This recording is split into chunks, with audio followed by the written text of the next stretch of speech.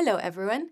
I'm Hazar, and today you are watching the community series of Accidental. And today we have a very special guest, John Moriarty, who is a musician and a songwriter who's going to be telling us more about himself and his involvement with Accidental and how we started. So please welcome John with me. Welcome.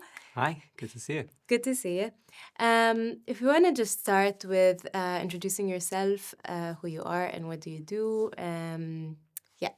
Yeah, my name's John. I'm mainly a writer. I write stories and I also write songs.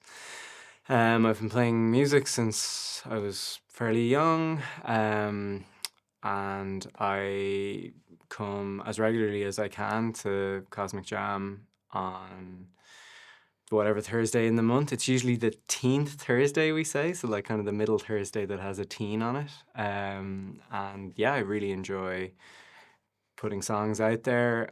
Recently, I've started reading more stories at the Cosmic Jam evenings. So I use a loop pedal, so I'll set up a little musical loop and usually something that I've written quite recently, sometimes that day. And sometimes I'm trying to make sense of a few disparate pieces of paper and my handwritten scrawls. But I'll just kind of try and read something out, see how it sounds to the room, see how it goes over, see if I can blend it with a piece of music. And then other nights, one night I came and I played like a Taylor Swift song and an MGMT cover because that's what I felt like. I kind of feel like that's the beauty of Cosmic Jam and what's been created here is the community and the ability for everybody to just bring what it is they want to put out into the world on a given Thursday evening. Yeah, and speaking of which, I just want to explain for anybody that doesn't know what Cosmic Jam is. It's a Thursday of every month. It's an accidental event. It's an open mic, and basically, it's an evening where people can come and play their own music or play covers or tryouts or anything that they wanna play for a very friendly, a small audience. And at the end of the evening, people have the opportunity to jam together and play music together. And what we've seen is really incredible because like the few cosmic jams that I have been to, I've seen people play together for the very first time in their lives, and it's very powerful to see a platform where people can come together with no pressure. And I'll stop talking about it myself and ask you about your experience. When was your first Cosmic Jam and what brought you to it and why do you keep coming back? I want to say I might have been at one of the first, if not the very first. I don't think I was at the very first Cosmic Jam, but it's a post-pandemic phenomenon. So there used to be some open mic sessions that facilitate bands around Belfast, and pretty much the pandemic put the kibosh on most of those. So Marty Price, who runs it, evidently identified the gap in the market where certainly for bands starting out, it's quite a big jump from playing in a garage or in a studio even, and maybe playing in a living room for a few of your mates to actually getting up on a stage and trying to engage an audience, a general audience, and there just aren't that many opportunities to kind of beta test your vibe as a band. So I feel like that was its initial kind of appeal to a lot of people was that there's a drum kit there, there's a back line, as we'd say, like a bass line through. There's all we can basically we, in this case, you guys, the theatre can facilitate whatever type of a collective wants to show up and try something out. But as you say, we also use that same setup to allow people to collaborate spontaneously. And that's just a really fun and varied moment where it's a real function of who happens to have been in on that evening, what mood do they find themselves in by the end of the evening. What does the evening need? Does it need more kind of words out in the world? Do people want to scat, try some lyrics out? Do people just want to really kind of dig into the guitar side of things and maybe play with a musician that's not somebody they might encounter normally, like somebody who's playing like a brass instrument, or somebody who's playing, with loops, or somebody who's playing, through a laptop using synthesizers. So it's just an opportunity for everybody to just kind of push the edges of what they feel they have in them. And I know some of the collaborations that have happened spontaneously at Cosmic Jam are now kind of real friendships and collaborations out in the world. Um, I do think, I mean, there's a cover charge for the evening. I personally am a huge advocate of that. Is like, let's fill a space with people who are opting into this evening. Some just want to listen, some want to play, but everyone is opting in. So it gives everybody the permission structure to say, well, here's what I want to bring to this evening. So let's meet each other kind of. Whereas a lot of open mics take place in pubs with kind of general kind of walk-in audience, and there's no cover charge. So you can get distracted with the imperative to try and please like a pub audience. And sometimes people shy out of playing original material for that reason, is they feel like they need to be like somebody who's been hired to entertain the room. Whereas Cosmic Jam is let's all chip in and let's all pitch in and support one another. That's very good. That's actually very nice to hear from you, because this is kind of the idea behind Cosmic Jam and the other events that we do in Accidental, is to create this community that everybody has a contribution and everybody matters in the curation and the implementation of the events. And it really matters that everybody feels comfortable and feels belonging. And on that subject, I want to ask you if, like, apart from the music part, have you kind of developed any further steps in your music career that Cosmic helped you with, or at least like giving you the first push? Yeah, I mean, I've made some really good friends in the room, and I actually I play a regular gig now on a Saturday night that came about via Adele Soy, who plays. I mean, Adele's an amazing musician, amazing singer, and plays with us from time to time, and we have played together in the jam section. I think we did a Radiohead song, but. And we got chatting after one evening, and she was saying she does a regular slot, but sometimes needs cover, and it turned out she needed kind of regular cover for another slot at the same venue. So I ended up getting that slot. And then there's been times I haven't been able to do that, and there's another gentleman called Tiernan Moriarty, an excellent, really fantastic guitarist and a really original singer, and a great composer, but does really interesting kind of deep covers. So I don't think he had played cover gigs before, and I hadn't played that much either. But both of us have really gotten an opportunity off the back of Adele making those connections. So I guess that's two of us getting more regular work and B practice in front of audiences. So I think I feel that when I come back then on a Thursday, because I really only play covers at that venue on a Saturday night. So I now really value playing original material, or even playing covers that would be slightly beyond what I would play or attempt on a Saturday night, or maybe wouldn't be crowd pleasers, but are songs that I've been connecting to lately, or that might harmonize with us. Like recently I read A Story Over a Loop, which was based on a Talking Heads song, and I was still trying to finish the story or finish the draft I was doing, but listening to the kind of song sort of made me think about, well, how could the song is coming from a different place to the story, but how could I kind of make the sentiments sort of overlap? So yeah, I think from a growth perspective, like it's been a huge boon for me personally. So, is there any other like aspects of Cosmic Jam that have helped you in like developing and putting yourself out there? Well, yeah, massively, in the sense of the video output from Cosmic Jam is really, really high quality. And sometimes I'm actually kind of embarrassed at how quiet, how high quality the video output is. And I watch the video back sometimes and think, well, I should have maybe practiced more if I knew, but the capture of the performances is really beautiful. You get multiple camera angles. They're really nicely edited together, really, really nicely kind of blended. And I mean, you can tell it's being run by professional sound engineers because they manage to make it sound really good in the room while also preserving the sense of that on the stream. So yeah, I mean, like you're only paying a fairly small cover charge, and you come away with kind of a rough live demo tape Mm. that you can share with people. You can use it on your social media. On my YouTube, my limited YouTube presence is primarily me just linking to videos from the Cosmic Jam feed, where they've been kind enough to feature me on the highlights reel. That's a very good point, actually, to point out and also to fill people in.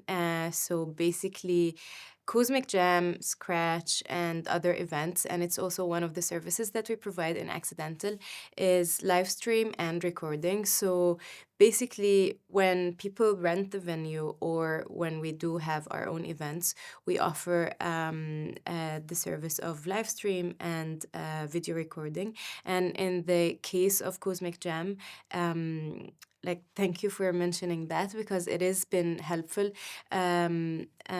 We have multiple cameras and yes, a great team of live streaming and camera and sound engineers who work on recording the events, and people can also get these recordings later on and use them for other for promoting themselves and reaching out to festivals and promoters and so on. So yeah, that's just to fill everybody in on what's happening, and this happens in Cosmic Jam. So every artist can request their part and their video, and we also upload a lot of them on YouTube and on our social media platforms. Yeah, it's so good that sometimes I'm watching an artist and thinking I would usually record this song or take a photo or try and capture it myself, but I'll just say no, I'll wait for the pros to put it out. I'll chase it up in a couple of days or a couple of weeks or whenever the stream will come out, and I'll really look forward to reliving this. Ah, perfect. Much better than your own shaky camera footage. That's very good to hear. Can you guess a number of how many Cosmic Jams you've been to, or? It's double digits anyway. Yeah, and I haven't played every single time I've come. Sometimes I come just with a notebook as well. Sometimes I'm not stealing other people's ideas, but I'm just kind of sitting and just journaling sometimes and letting the music kind of wash over me. I would say it's double digits or low Yeah, teens. And for me personally. that's very, very, very nice to hear. And what's next? Well, I have almost finished. I'm very close to finishing my first collection of short stories. It's close enough to finish that I could tell somebody I'd finished it, and by the time they asked me to read it, I could send it to them. So I'm working mainly on the writing side of things. I have a lot of nuggets of song ideas, and some of those I've managed to bring on stage and do little bits of them here. And then I've gone away and thought about it, and I've come closer to getting getting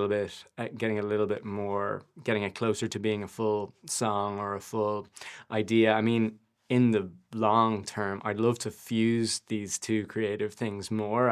I would love to write a musical or a piece for stage that is more musical and that's really rich with story and character, but also has a kind of a hook and a drive to it. I just haven't quite found the space or maybe the idea or the character to bring all those things together. But I mean, what Cosmic Jam does really, coming and listening to it, I kind of feel like, I've said this about other evenings in Belfast, but I think it's true Cosmic Jam that the art form is all of the pieces together. The art form is the night.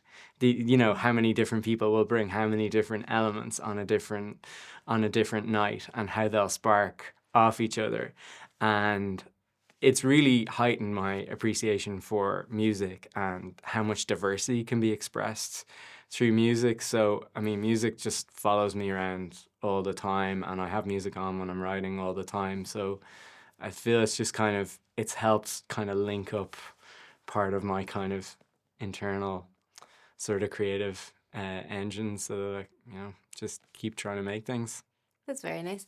And would you, for example, if you get a chance for a solo gig or a gig with people that you know, like other musicians, would you be up for a gig even down the line? Like, doesn't need to be very close. Oh, I mean, so I have gigged a fair bit in. I was in a band in Belfast a while back, and I made a couple of attempts to restart bands. There's comes a point in one's life when a band is a serious commitment, like relative to other commitments. So the sort of ad hoc, spontaneous collaborations that happen in Cosmic Jam really kind of suit me because I can just kind of rock up and just be me. In terms of looking for gigs, yeah, I do. I guess I haven't made as much of a priority of like playing an original set of my own in recent times. Which is not to say that I won't. I guess the next stage for me would be to think about that broader, thinking about playing in the right room.